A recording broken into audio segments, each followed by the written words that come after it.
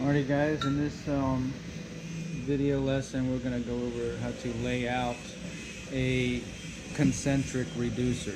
Okay, we're going to lay out a 4x2. So we're going to start with 4-inch pipe and it's going to neck down to 2-inch. Alright, so first thing we got to do is figure out or decide on how many segments we want to use to make our reducer. Okay, I highly suggest you never ever go less than 5. If you do, it'll look more like a box. We want it rounded. Since the pipe is pretty small, I'm going to recommend going with 5. If you're the larger pipe you go, you could use more and more segments.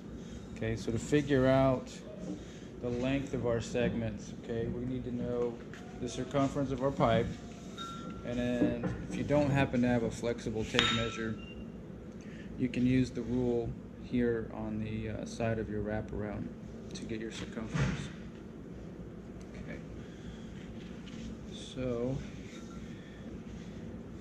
I am at 14.5 inches in circumference. So now I'm going to divide that by the number of segments that we're going to use. So we got 14.5 inches and divide that by 5 gives us a segment of 2 7/8 each. Alright, so I'm going to put a wraparound mark on here just so I can lay out these segments, get the length of our segments, and then what we'll do is lay out the length of our reducer. So this is just going to be a random wraparound mark here, just to give me a place to draw my segments or extend my lines. Alright, so 2 7/8. I'm going to start right here at the top. I'll put a mark. I'm going to go 2 7/8.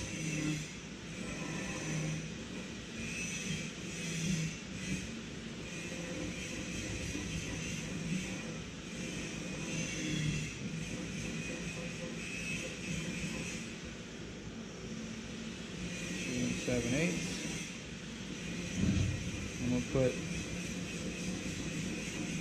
beginning back on that and mark out another 2 7/8. Did I do that? I did not. I laid out 1 inch and 7/8. So let me redo that. Okay, 2 7/8.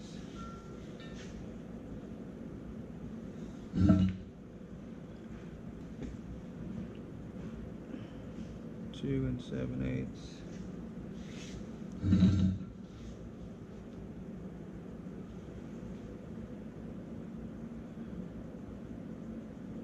2 7/8. 3 segments.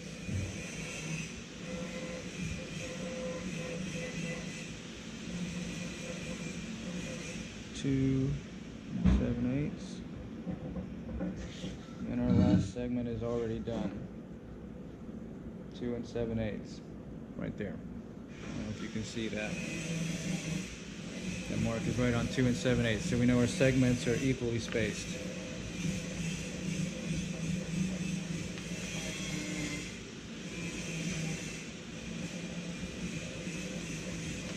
Alright, so we knew that our segments were 2 7/8. I'm going to write that down off to the side here so I don't forget. I'm going to need that in a later step. Okay, so now I'm going to start my wraparound marks. I'm going to have 3 wraparound marks on here. I'm going to have one at the beginning of my reducer, which will be the small side or the reduced side.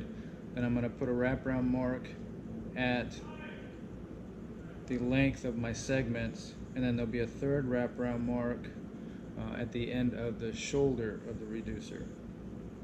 Okay, so let me get another wraparound mark on here for the beginning so we can lay out everything nice and square.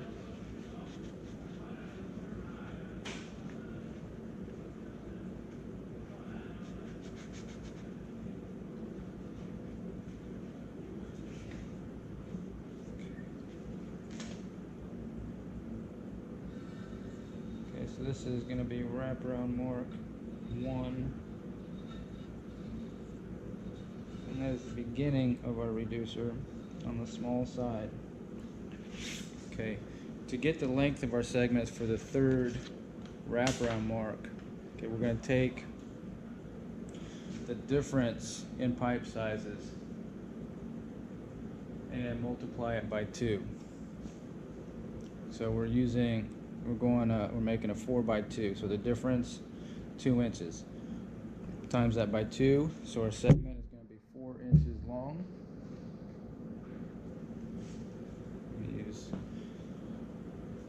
Before I do that, let me go ahead and extend these segments so we can keep everything centered up.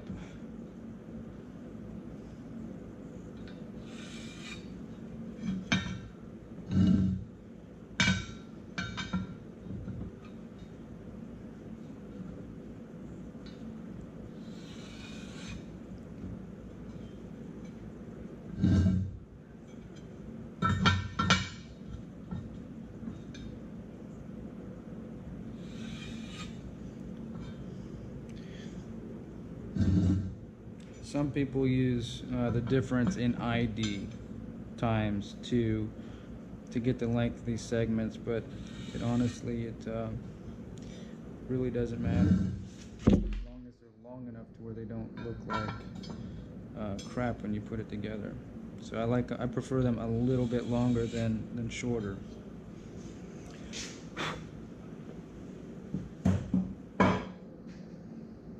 So we decided 4 inches was the length of our segments.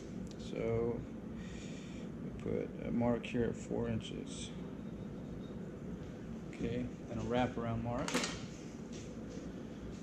That'll be wraparound mark number 2.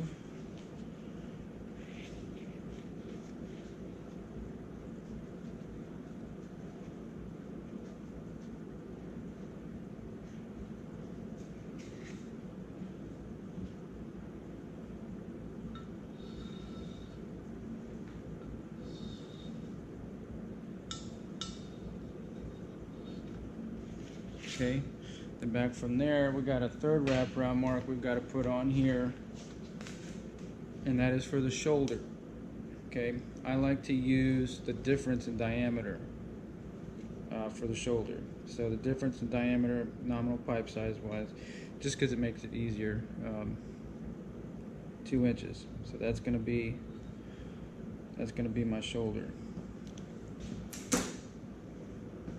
which is also the end of your reducer. But if this was going on the end of a piece of pipe, then you don't have to worry about laying out that shoulder. You just don't want it to be too short if you're going to be cutting it off, because it'll distort the end of your pipe when you're heating and bending everything. So if it doesn't have to be removed, just leave it on there and you don't have to cut that. But if this is something you've got to fabricate and take somewhere else, then you want that shoulder to be heavy enough to where it's not going to be distorted when you're cutting, welding, bending, all that stuff. You don't want it. So I'm going to put it on here even though I'm not cutting it off.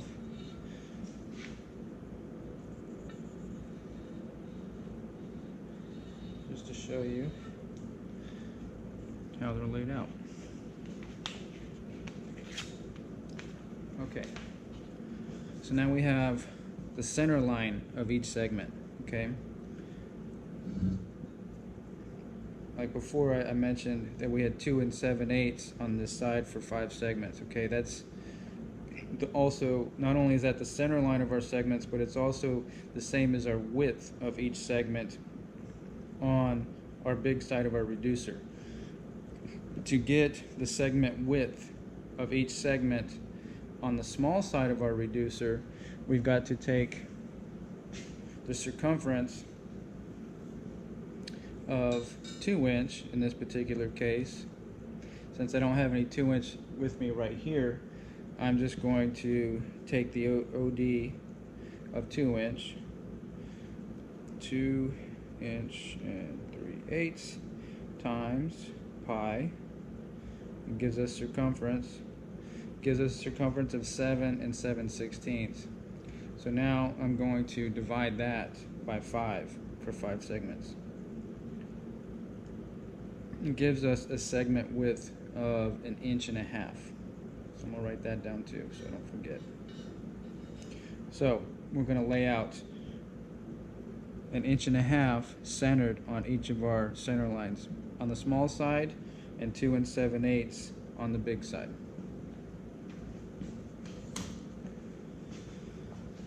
If you don't have a flexible tape, again, wrap around the ruler on the wraparound mark. Make sure you're not using centimeters. Alright, so I'm going to go ahead and do the big side first. I'm going to center up 2 7/8, which is 1 inch and 7/16 on each side of our center line. 1 inch and 7/16. And put those marks.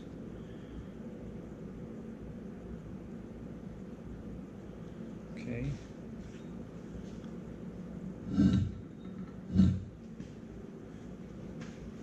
Now all I have to do is go from that mark to 2 7/8, and I'll be hitting the center of each one.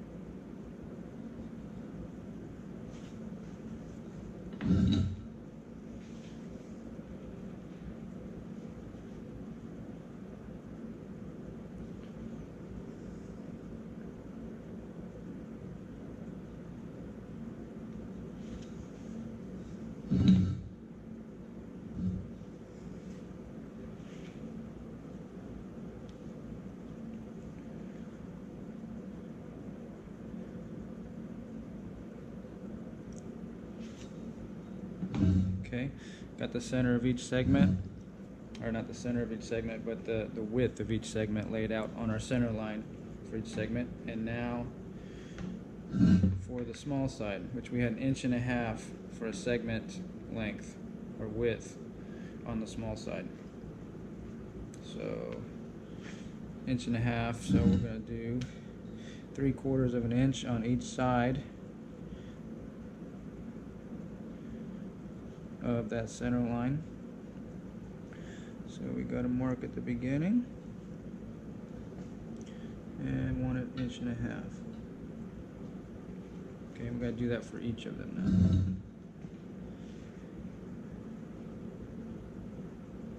now. 3/4 of an inch on the center.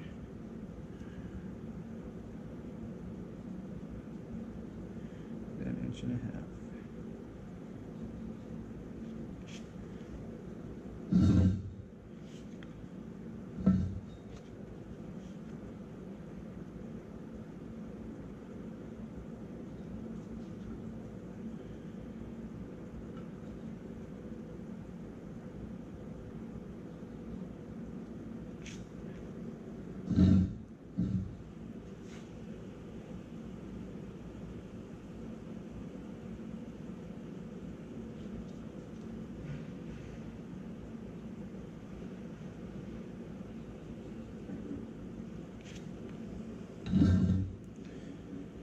And the last one.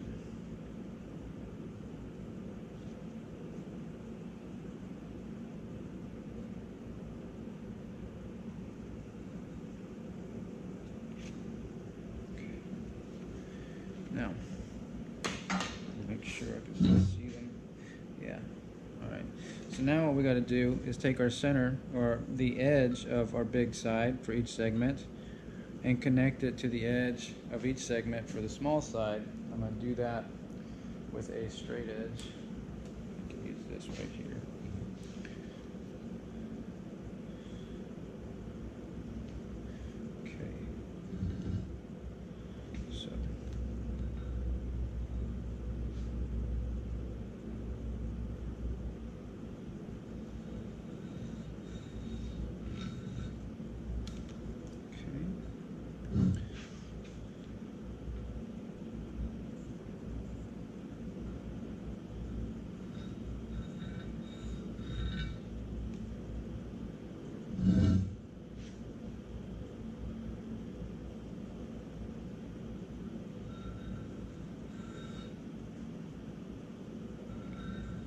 you get done laying this out, you definitely want to center punch it before you cut it.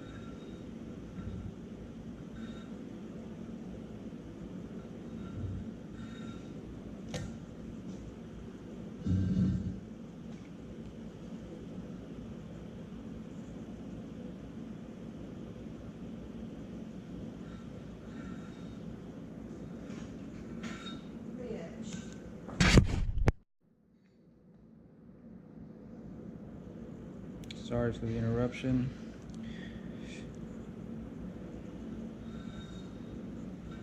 Just keep going. Not much more to do.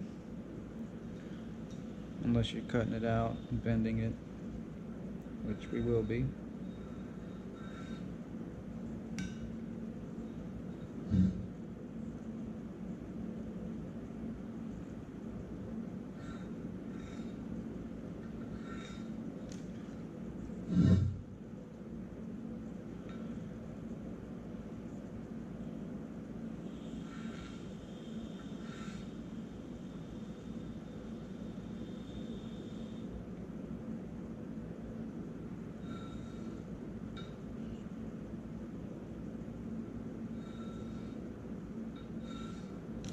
Alright, we got each of our segments laid out. Okay, these triangles here, these are the pieces that get cut out. When you center punch these lines, make sure, I like to color these in before I start center punching because I don't want to accidentally center punch the wrong lines and mess it all up.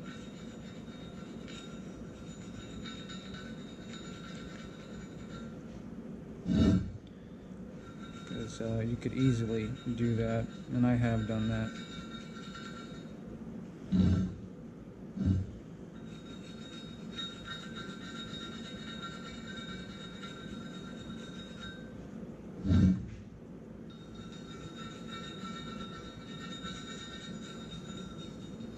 I would recommend too cutting this out and bending your segments prior to cutting it off whatever length of pipe you have. Okay, so when it's all cut out, you're going to have these fingers on here, and what I do when you start bending it, okay, you're going to heat this pipe up behind this line. You want to heat it up in front because you'll get more of a rounded effect. You want to heat it up just behind this line. When you're watching the heat, you want it to bump right up against that line. Okay. Then to figure out how much you have to bend it down, I use a framing square. Okay, I take half the OD minus half the OD. In this case, we got 4 inch and 1/2 minus. Oops. Okay, we got 2 inch and 1/4 minus 1 inch and 3/16. It gives us 1 inch and 1/16. Okay, so then what I'll do is I'll mark my square at 1 inch and 1/16. Come down here 1 inch. These are 1/8, so I'm gonna put a mark right in between there.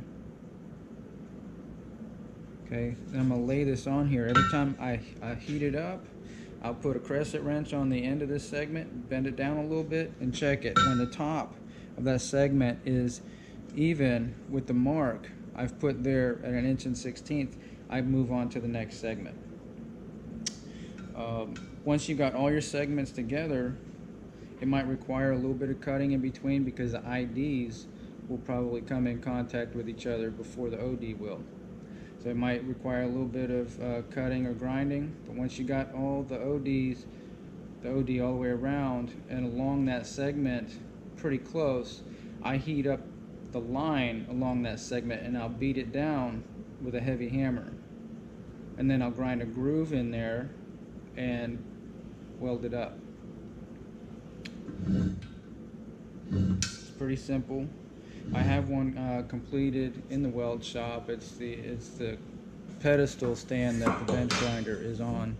I put one on there. It's a 6x3, I think it is. But that's all there is to concentric reducers. And we will be doing them for a final project this year. I hope this helps. This is everything you need to know as far as required materials to lay out an eccentric or concentric reducer, a diagram, and an explanation of the steps to take to keep it easy. All right, don't try to overcomplicate it. It's very simple.